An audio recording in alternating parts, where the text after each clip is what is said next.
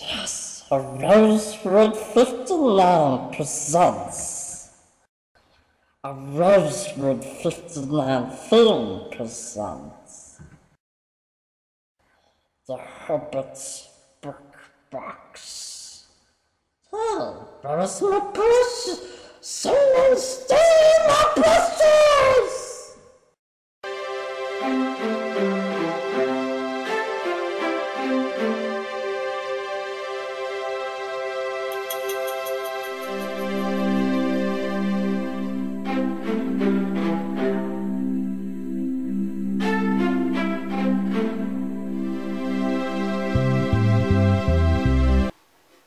Hi everybody, this is Rosewood 59 here, and I thought I'd kind of go over a project that I did. I didn't record this project while I was making it because it was my first time and I really didn't know how it was going to turn out.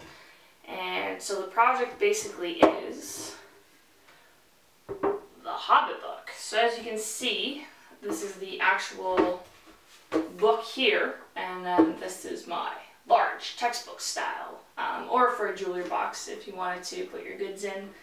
I'm a big fan of Lord of the Rings and The Hobbit, so I thought it would be kind of different to make a jewelry box and to make it look like an actual book. So basically what I started doing was I found one of my mom's old textbooks that was this size, and I just traced everything out and kind of figured out some dimensions that I wanted to make it. And then I found online where somebody made one. It's not of The Hobbit, they did their own book style, but they did it more for carving, and I'm not a good carver, so I thought I'd do a different technique. I'll leave a link below where it inspired me to do this for the link. The guy who carved it, he did an amazing job, I definitely can say that. So I took mine to a different technique, and I thought, well, why not build it for The Hobbit, because I really like The Hobbit. So I basically, as I said before, traced out a textbook that I wanted to do, got some dimensions, just used some scrap wood. This here from the top and the bottom, I don't know if you guys can see down here at the bottom, it's just a 1/4 inch plywood. It happens to be oak. All my stuff I made was from oak. Next time I would recommend using pine or something a little bit lighter that's not so heavy, because it ended up being a little bit heavier than what I thought it would be. But I used oak because I liked how the grain was, and actually kind of for the edges gave it that grain technique look. So I basically used a side piece that was 3/4. The side piece, or I guess this is the binding, was 3/4. Then my edge here was 3/4 piece, inside was 3/4, and this is 3/4 piece. And basically what I did, like I said, was I traced the book, and then I cut out the sides of how it looked, and then I kind of just sanded down, sanded the roundness, and I used the belt sander for that to give me that nice round textbook peel to it. So it gave me that nice look. And then I did a groove in the middle. I just sanded that down just so it gave me that nice little lip. I did that on both sides. And then I also did on the edge here, actually, was I used a little bit of a router to router out the area to give me that curve kind of look here for the textbook area. Didn't really work out too well because obviously I couldn't get, so I did a lot more sanding in general and a little bit of chip carving just to chip things out to make it look more like a book.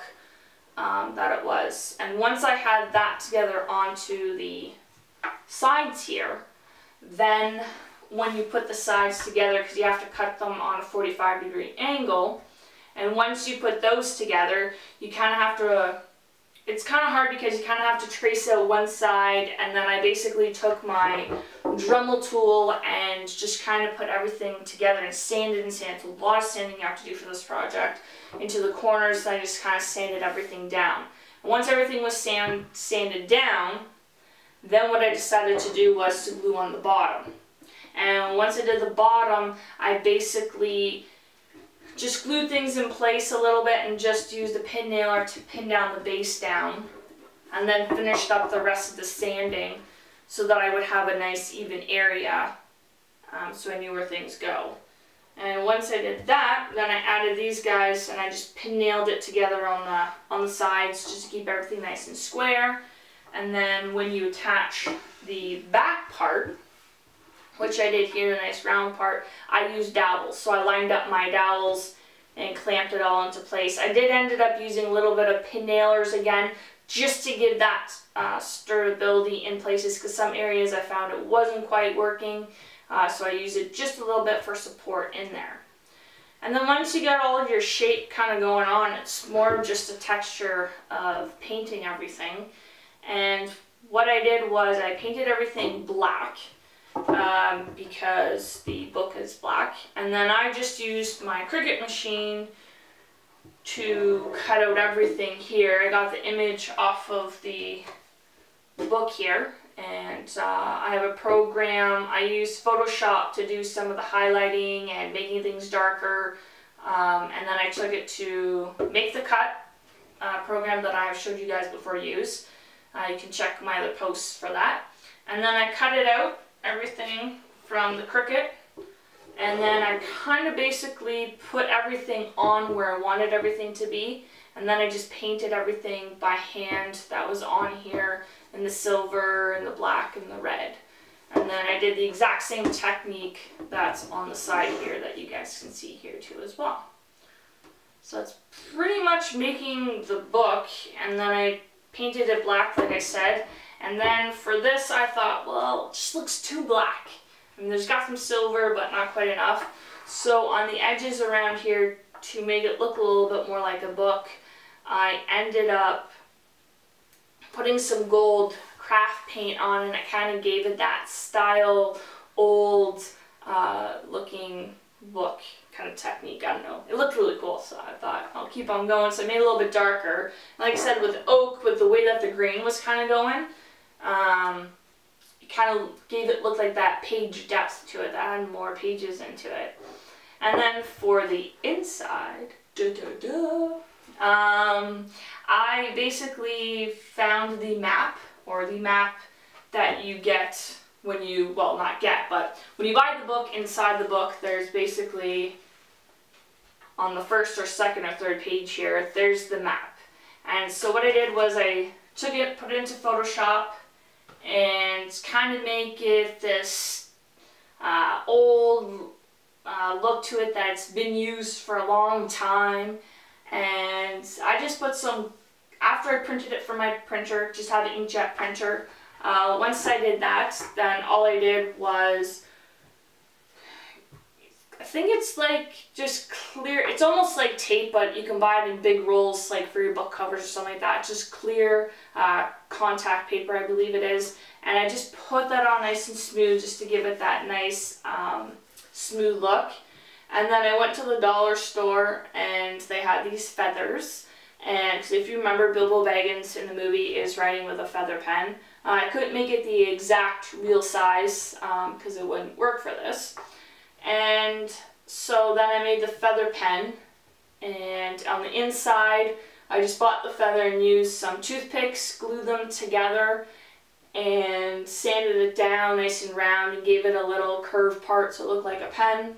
And then for the ring, I tried looking for a ring, but I didn't want to spend a whole lot of money. So I took some veneer and just kind of did some steam bending on it. And I had a dowel that was sort of the right size, and basically just put a little bit of glue and kept putting layers and layers and layers on, and just putting elastics, and I kept it overnight so it'd be nice and strong. And then just sanded everything down and just kind of painted in that gold color. And basically then for this part here, because I had the idea, I didn't want to leave it just blank, I just took a scrap piece of oak again that was, I can't remember, I think it's 1/2 inch thick or so, sticks out maybe a little more than 1/2 inch, let's say 3/4, and I just basically glued it on and nailed it. So I nailed it from the top with a pin nailer. And make sure though when you leave it, because you have to add your hinges on, that it's enough room for it to close.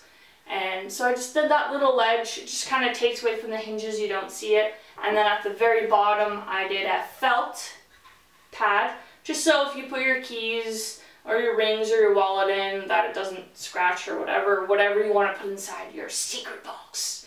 And yeah, so that's pretty much it on building. I thought I'd share you guys because I thought it was a really cool project or opportunity. Oh, and the hinges that I used too, I wasn't going to leave them the same color. I started painting them black and it wasn't quite sticking, so then I just kind of made it like a rustic look and sanded some areas and left some, and it actually turned out really cool.